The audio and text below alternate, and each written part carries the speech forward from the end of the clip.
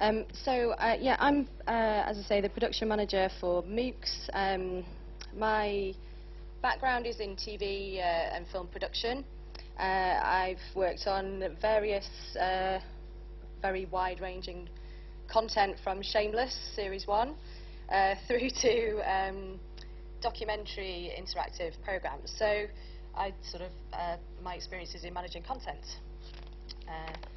So I joined the team not that long ago, and my role and the role of Rob and Anna and the rest of the MOOCs team is to take the course plan, which is the Trello board usually, and turn it into a final finished course that can basically be put out there. Someone can take the final finished course from beginning to end.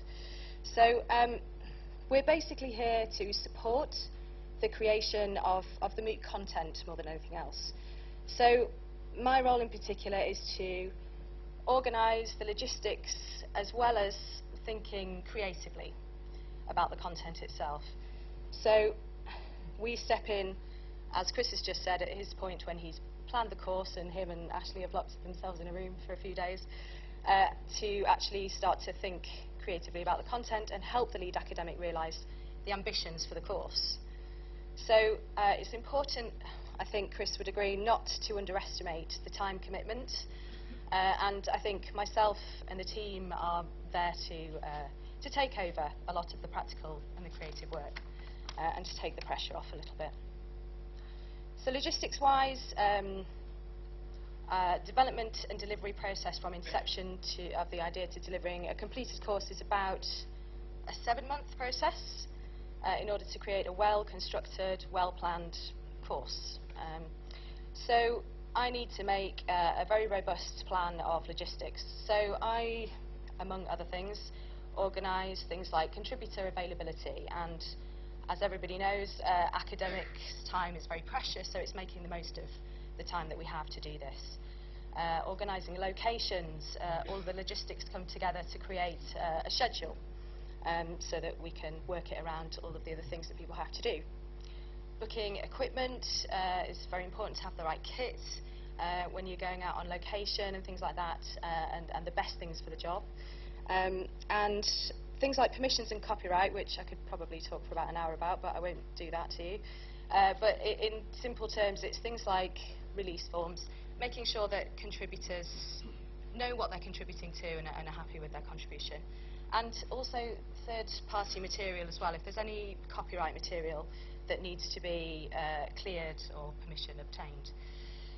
So every sequence has to be edited, checked, we add subtitles, we test it, we amend it, and then obviously deliver it. So that's sort of a brief overview of some of the logistics.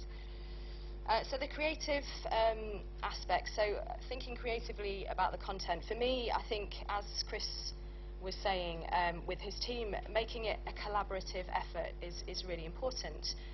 Building a team of experts, drawing on the expertise and advice from the faculty. Creating a development group is always good. Expert academic contributors, drawing on the expertise in the faculty. IT and technical experts also play a really valuable role. And so all of this culminates so that one academic is not trying to deliver the whole course by themselves, because that's too much. I also decide which steps of the course are best illustrated visually to enhance the lesson, and that may be to tape a GoPro camera to the head of a dentist so that we can film a dentist's point of view checkup for a change. But it could be anything else that would enhance the learning. Putting the learner right in the action as well, as we did with Chris, taking them all around the dental hospital. Will it help? I think about, will it help their understanding to be in a particular place? We can take them wherever we want if it's relevant to do so. So I'm thinking about that all the time as well. It's also a chance to show off the institution as well. If you're taking the learner outside of the lecture theatre, just showing them, what's here and what we've got, whilst at the same time kind of exciting and hopefully engaging them. Broadcast standard is something that myself and Rob always aspire to. The course represents the institution, the university, so for us professional quality video is really critical. So that means well constructed shots, well lit, well framed, perhaps thinking about other images, using other images to illustrate the sequence, it being edited well, sound mixed, and effects and grading of the picture. So, finally communicating the course to the institution, this is the first real major deadline that me and the team work to, which is the course announcement. So, making sure that there is an engaging description and a great trailer which are communicating, what the course is. Who should take it? Why should they take it? And we're also communicating the institution and the faculty. So, good branding is, and this is our branding as you've seen, and that's the dentistry course image. So all that really communicates what we do. So I'm going to show some of the footage now of dentistry that we're busy putting together at the moment. So just some little highlights.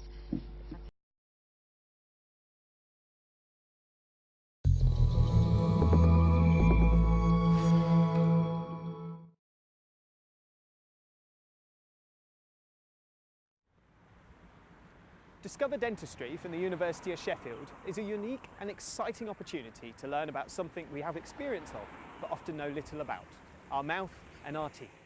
I'd like to introduce you to Dr. Barry Gibson.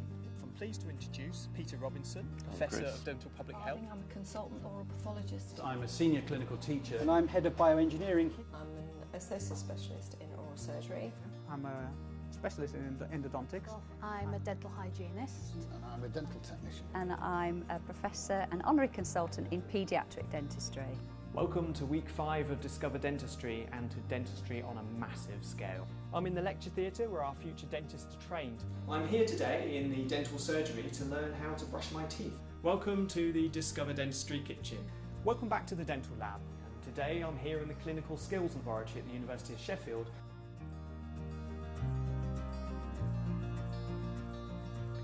So on this side, this is the lining of the mouth, and it's called oral mucosa, and it's got two parts to it. It's got the epithelium, which is a bit like your skin, but it lines the surface, and then underneath it's got the connective tissues, which has all the blood vessels and produce all the nutrients and oxygen that your mucosa needs. So this side is completely normal, with a nice thick epithelial layer and connective tissue underneath. This side actually shows you what diseased mucosa looks like. Right, I've got a bowl, got a measuring spoon, and We've got some corn flour. some corn flour, And and we've got a whisk. whisk. Here, there we are. Right. So here we go. So one of the things that we also do as technicians is to make crowns and bridges.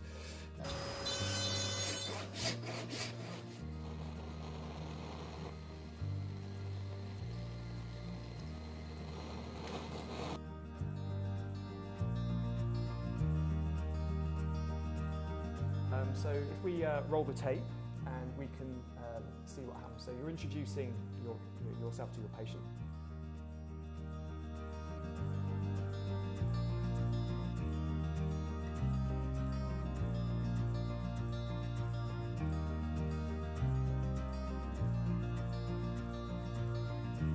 That's week 6 of Discover Dentistry, and we've glimpsed the future, but with that we've also finished the course. I hope that we've managed to show you that dentistry is an interesting, engaging subject and something for everybody is there. I also hope that we've met our aim from week 1 of discovering dentistry and showing, exploring and discussing the key issues